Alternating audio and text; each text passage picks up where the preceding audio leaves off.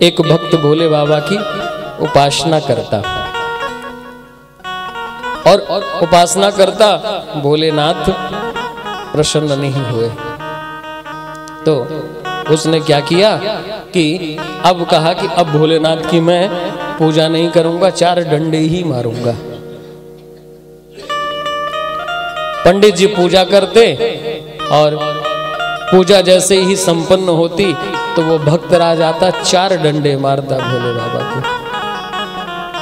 ऐसे करते करते ना जाने कितने दिन बीत गए और एक दिन की बात, बड़ी जोर की तूफान आंधी आई, नदी उफान पर थी और नदियां भर गई। अब पंडित जी ने सोचा मैं जाऊंगा, कहीं ऐसा ना हो कि नदी में बाढ़ आ गई है तो कहीं मैं बह ना जाऊं।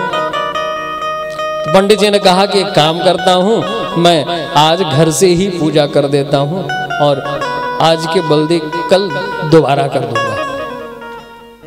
परंतु महाराज पंडित जी तो घर से पूजा कर दिए, पर इसने कहा कि पंडित जी पूजा करके गए होंगे और मैं बिना 4 डंडे मारे कैसे रह जाऊं, मैं कैसे रह जाऊं।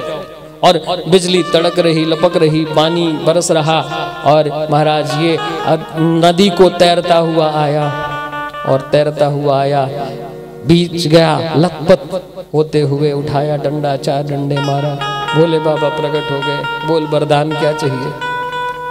अब तो ये धर धर कांपने लगा। बोले महाराज वरदान तो बाद में, आप ये प्रकट कैसे है गए। उसने कहा महाराज मैं तो आपको 4 डंडे मारता था और आप इतने में प्रकट हो गए, प्रसन्न हो गए। भोलेनाथ ने कहा कि देख, जो पंडित जी हैं प्रतिदिन पूजा करते हैं, परंतु उन्होंने अपनी जान की परवाह की और जिसके कारण वो नहीं आए और तू अपनी जान की परवाह किए बिना आया, इसलिए मैं तेरे ऊपर प्रसन्न हो गया। तो जो मुझे 4 डंडे मारता था वही मैं अपने आप को प्रसादी मानता था।